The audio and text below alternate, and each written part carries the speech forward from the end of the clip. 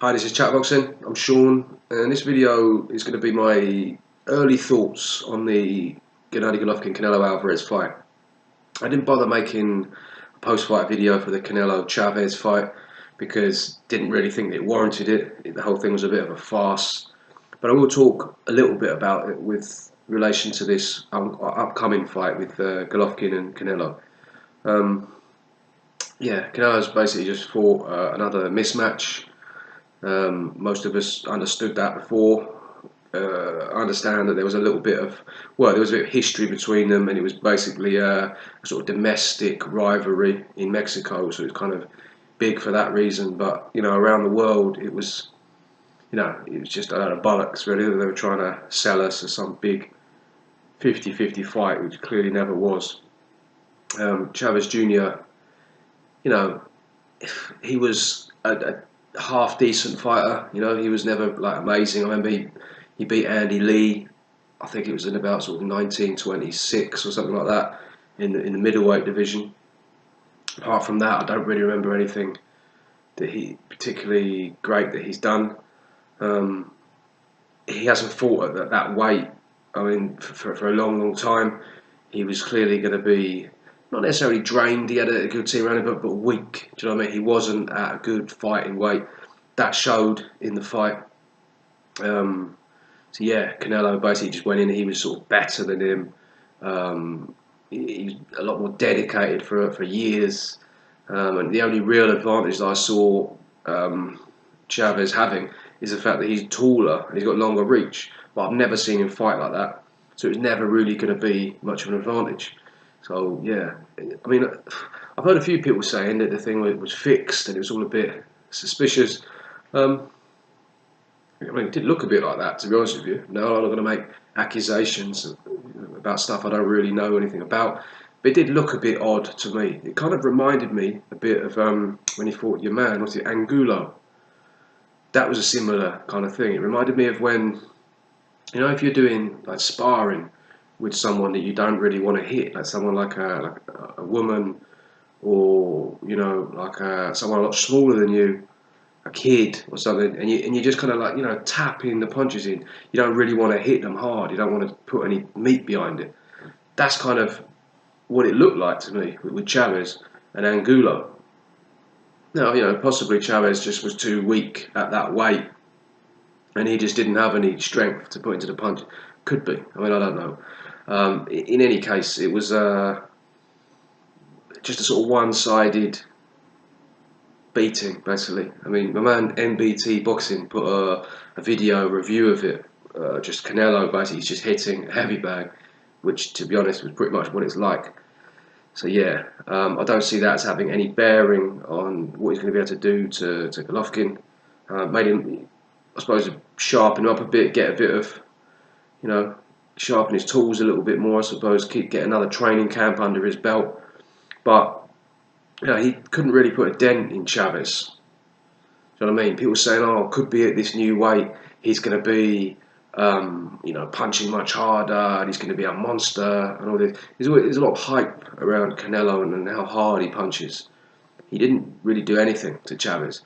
So this idea, people say that he's going to somehow like knock out like Golovkin, is just sort of laughable to me. The only thing I suppose you could possibly say is that Chavez made no real effort to engage in that fight, whereas Golovkin is going to, meet him head on and have a sort of shootout with him. But yeah, I don't see Canelo putting a dent in Golovkin either. Unless he just anything can happen. You know what I mean? If he catches him with some beautifully timed counter punch, little combination, anything could happen. But I don't really see it. So in terms of his last couple of fights, he fought obviously Liam Smith before that. Wasn't a bad performance, to be fair, from Canelo.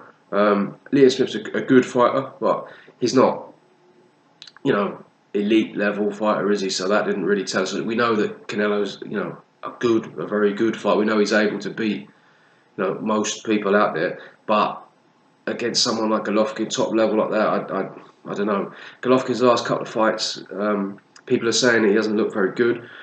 Well, okay, let's start with Kell Brook. Kell Brook was a welterweight, as we know. There's a lot made of that.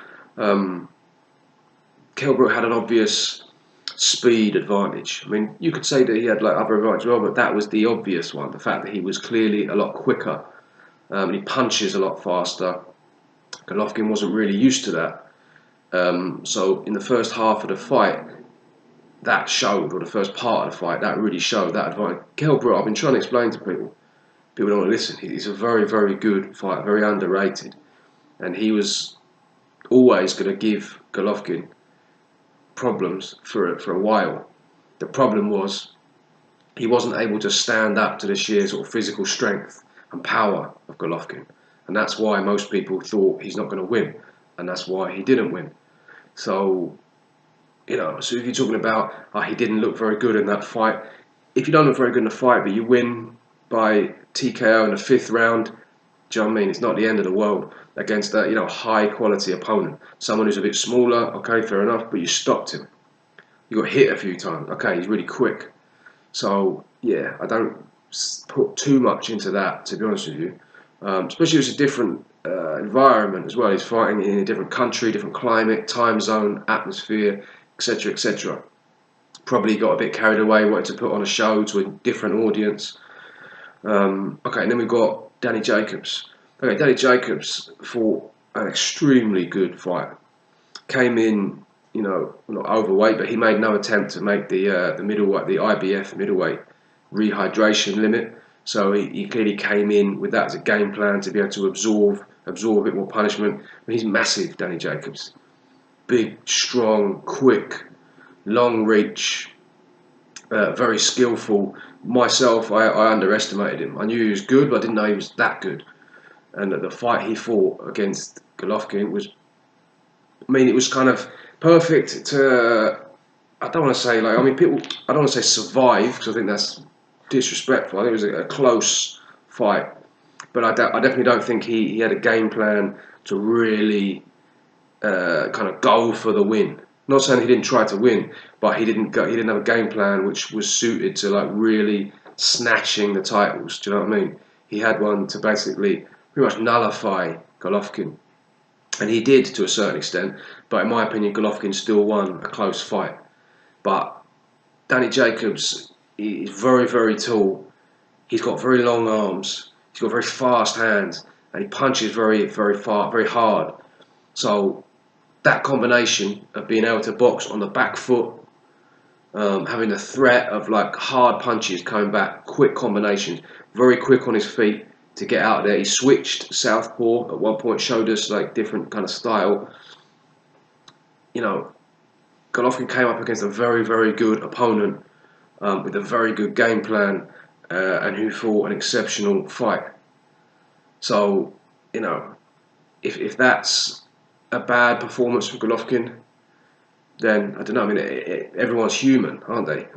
He's not some invincible, indestructible Terminator. Do you know what I mean? So he had a close fight with a very, very good opponent. Now, I don't see that being particularly relevant to the Canelo fight. Canelo's not going to be able to fight like that, even if he wanted to. He's not able to do it. He doesn't have the ability to do that. I haven't seen him box particularly well on the back foot. He's very good at what he does, Canelo, don't get me wrong. I criticise him, but I do rate him and I do respect him as a fighter. I don't respect a lot of the way he behaves. I can't be asked really to get into that now. But as a fighter, he's got very good head movement. He's got very good upper body movement, and he's got better footwork than people give him credit for, in my opinion. Now, he's not, moving all around the ring, and he doesn't have the footwork which I think he'll need to fight against someone like Golovkin. But he can, take little subtle steps here and there and kind of set himself up quite nicely for counters, move out the way of shots and kind of position himself quite nicely. But he is still slow on his feet. And he is basically I wouldn't say one-dimensional, but he's kind of there on you, and he's going to come in. He's going to come in his body shots. He's going to try and slip counter. And against someone like Golovkin, I don't really see him being able to do that much. I think he's quite good at basically putting you onto the back foot and kind of as I say, he's not really like a massive puncher. I don't think he's a decent puncher, but he's not a big enough puncher to go toe to toe with Golovkin and come off anything but second best. And I see that's really what he's going to do in the fight. I don't see him back on the back foot. I don't see him being able to stand there like Floyd Mayweather and just like literally slipping, dodging and ducking everything. You know what I mean? He's not that good at that. He learnt a lot of that like, in that Floyd fight. And since then, he's like quite good at all that. But he's not Mayweather. He's not going to be able to stand in front of you. Like Ricky Hatton said, he said he couldn't hit him with a bucket of confetti. You know what I mean? He's not going to be able to do that. If he stands there with Golovkin, yeah, he's going to slip a couple, he's going to duck a couple, etc. But he's going to get hit. So if he hits Golovkin with 5, Golovkin hits him with 3, he's going to take more damage, in my opinion. So I think another thing I would say is that he gets on the ropes quite a lot. I mean, saw him with Chavez Jr. Chavez Jr. like literally was doing nothing. He'd sort of push him, wouldn't even push him, he just sort of goes back there. I don't know if he just gets lazy or if he doesn't have the positional awareness or if he doesn't have the sort of the footwork to kind of get himself out of those positions or get himself out of there before he gets there. But, you know, maybe it's because he spends quite a lot of time in the middle of the ring. He just doesn't have that sort of natural instinct of where things are, it seems to me. So quite often he gets up against the ropes, in the Liam Smith fight quite a lot. So if he's doing that with Golovkin, then, you know, he's going to be in trouble. I think he's going to get a bit of a shock because I think he's been sort of fighting people who are generally smaller than him, who don't really hit that hard, and his style is kind of suited to being like the bigger, stronger opponent, being a stronger fighter, in my opinion. Like, so I don't really see it going particularly well for him. I think, I think Golovkin is there's going to be like a bit of a firefight, and I think Golovkin is just going to be too strong, too big, bit like the Kell Brook, to be honest with you. But Kell Brook's a lot more elusive, and he can, at least with his feet, he's more elusive, and he can, you know, move out the way and kind of use the ring a bit better. So yeah, I think that Canelo is he's gonna get stopped in this fight. I think there's a reason why they vacated the belt. I think they knew like what would happen if you fought Golovkin. I think people can, you know, think that it's due to money and stuff. I don't believe that. If you do, then fair enough. But personally, I don't. I think they would have liked to have like longed this out more, so Golovkin would have declined a bit more. But I think that the pressure is so much that they can't really do that. He's like Mexican, so you know the Mexicans expect more than, you know, they sort of vacating the belt, talking about money and stuff. That doesn't go down well with the Mexican fans. So, you know, if you're going to be there sort of representing Mexico, waving the flag, you know, he had to step up and take this fight, really. That's what I think, you know. Maybe I'm wrong. But yeah, let me know what you lot think about it, and thank you very much for watching.